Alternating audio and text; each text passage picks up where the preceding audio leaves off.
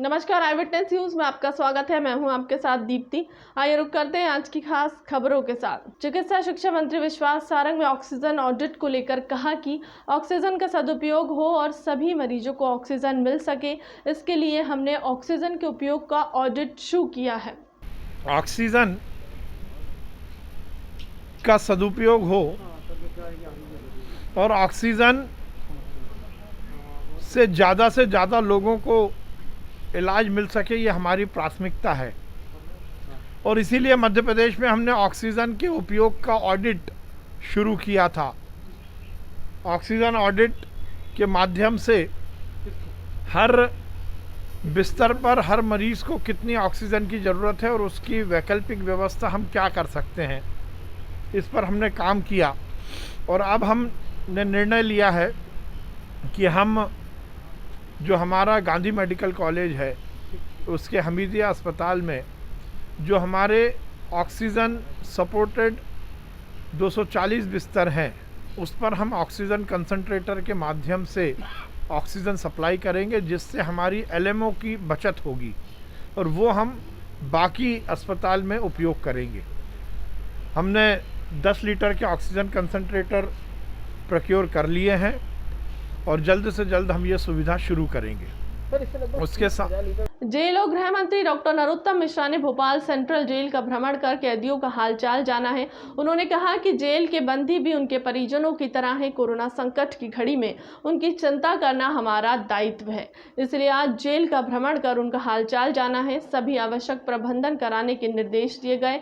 उन्होंने कहा कि बंदियों के परिजनों को चिंता करने की आवश्यकता नहीं है। संक्रमण का कोरोना का काल है, ऐसी परिस्थिति में अववासक तो आ नहीं सकते। अब डीजी साहब हैं, हम ही उस भूमिका में परिवार के सदस्य की उनके हालचाल जानने के लिए आज जेल में आए थे। हमारी जेलों में नियमित काढ़ा दिया जा रहा है। मास्क की सुविधा है। वैसे तो पूरे प्रदेश में पिछले कोरोना के टाइम में हमारी जेलों से ही मास्क की पूर्ति हुई थी। अभी भी हमारे जेल जो मदद हो सकती है हमारे कैदी भाइयों के द्वारा मास्क बनाने की, सैनिटाइजर की, और वहाँ पर बाकी की चीज़ें आज देखने में आए, भोजन व्यवस्था वगैरह। पैरोल पर भी आपने छोड़ा है 60 दिवस की पैरोल, 4500 कैदी प्रथम चरण में उससे लाभान्वित होंगे और उसके बाद में जैसे जैसे डीजी साहब के पास में कलेक्टर वगैरह ज़्यादा और अनुसूचित किए जाएंगे तो उनको और भी किया जाए। ये जो कैदियों के लिए इस समय कोरोना काल है, तो क्या ये ध्यान जैसा कि आपकी सरकार ध्यान शिविर यहाँ पर पूरा का पूरा सभी जेलों में, यहाँ का नहीं सभी जेलों में अभी जो मुख्यमंत्री जी ने प्रारंभ किया, रोग रखे निरोग अभियान भी प्रारंभ किया, इसको भी जेलों में सभी जेलों में प्रारंभ किया।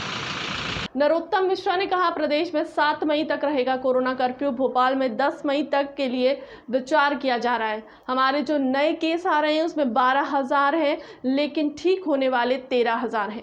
उल्टी चक्री घूमने लगी है। अगर ऐसे परिणाम आते हैं तो जल्द ही कोरोना पर नियंत्रण कर लेंगे। कोरोना का स्थायी इलाज वैक्सीन है, जिसे राष्ट्र फर्ज माने। प्रदेश में 7 मई तक होगा। भोपाल में 10 मई पे विचार है। अभी देखिए, लॉकडाउन के परिणाम आना प्रारंभ हो गए हैं। आपको ये जानकर अच्छा लगेगा कि हमारे जो नए केस आज आए वो है 12,868 और जो डिस्चार्ज होके ठीक होके गए वो है 13,575। उल्टी चक्री घूमना शुरू हो गई। लॉकडाउन के परिणाम आना प्रारंभ हुए और यही कारण है कि आज प्रदेश में ऑक्सीजन के बेड उपलब्ध होना प्रारंभ हो गए।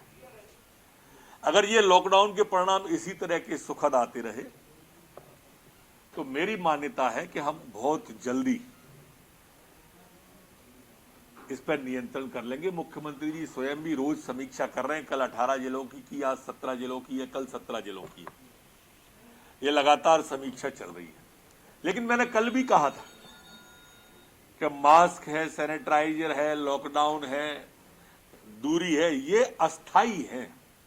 स्थायी के लिए हमें वैक्सीन की तरफ जाना चाहिए।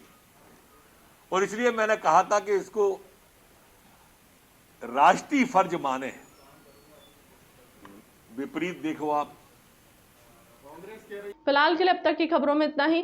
देश दुनिया की तमाम बड़ी खबरों के लिए बने रहे हमारे चैनल के साथ। नमस्कार।